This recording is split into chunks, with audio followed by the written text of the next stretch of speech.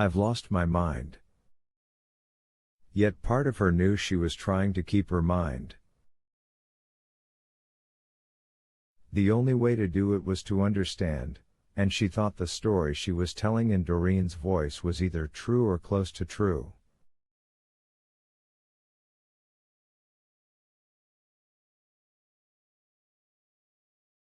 It was based on guesswork and slopped on deduction, but it made sense. It fit in with what Ramona had said in her last moments. "You stupid cunt, you don't know what you're talking about."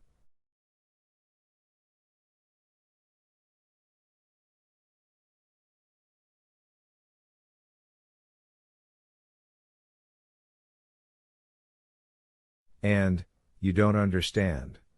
It's a mistake." It was a mistake, all right.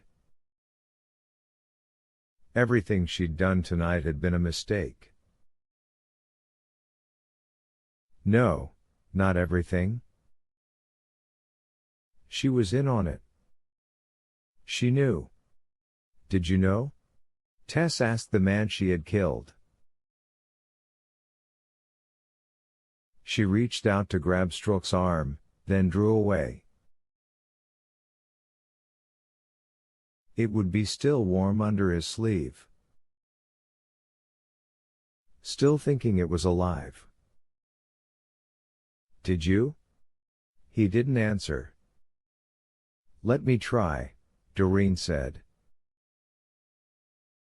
And in her kindliest, "You can tell me everything old lady voice, the one that always worked in the books," she asked, "How much did you know, Mr. Driver?"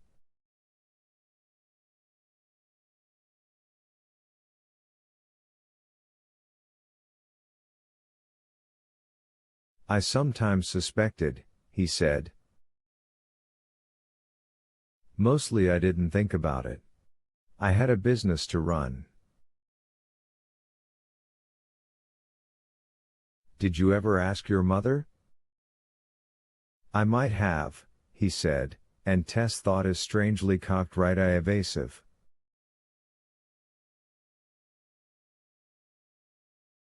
But in that wild moonlight, who could tell about such things? Who could tell for sure?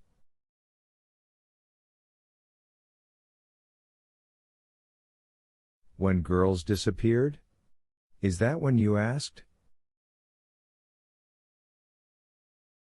To this Big Driver made no reply, perhaps because Doreen had begun to sound like Fritzy.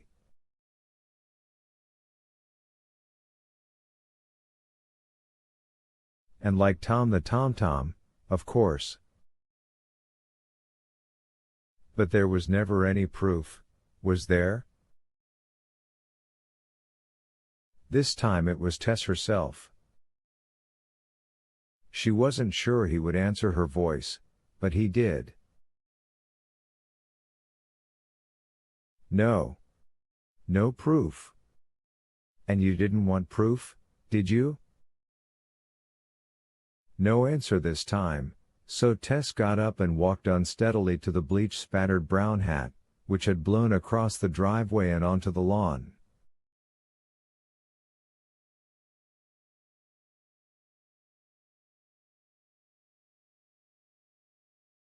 Just as she picked it up, the pole light went off again. Inside, the dog stopped barking. This made her think of Sherlock Holmes, and standing there in the windy moonlight, Tess heard herself voicing the saddest chuckle to ever come from a human throat.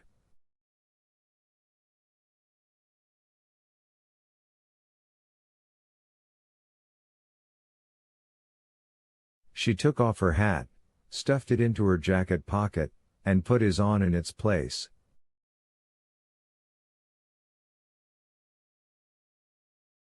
It was too big for her, so she took it off again long enough to adjust the strap in back.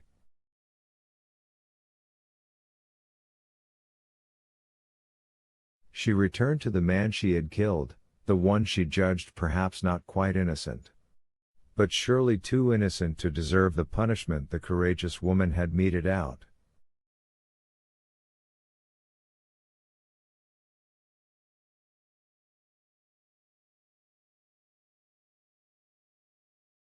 She tapped the brim of the brown hat and asked,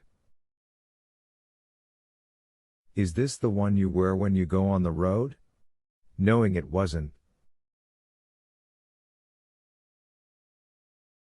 Stroke didn't answer, but Doreen Marquis, doyen of the Knitting Society, did.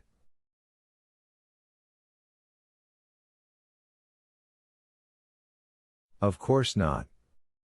When you're driving for Red Hawk, you wear a Red Hawk cap, don't you, dear?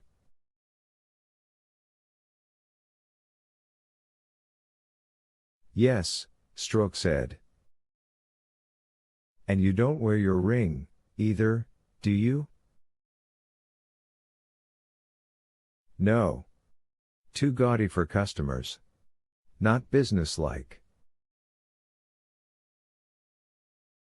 And what if someone at one of those skanky truck stops, someone too drunk or stoned to know better, saw it and thought it was real?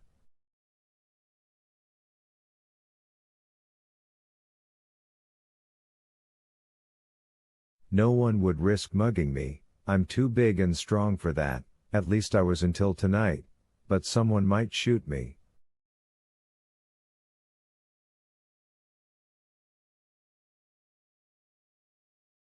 And I don't deserve to be shot. Not for a fake ring, and not for the terrible things my brother might have done.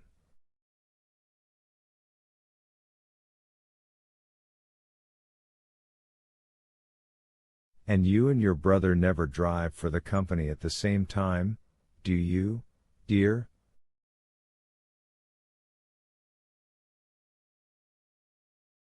No.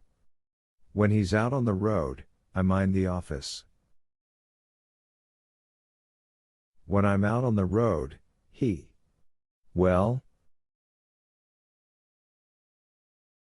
I guess you know what he does when I'm out on the road.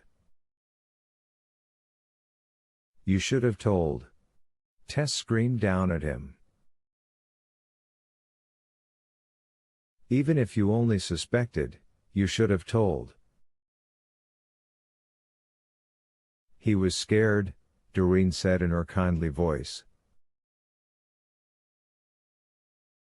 Weren't you, dear?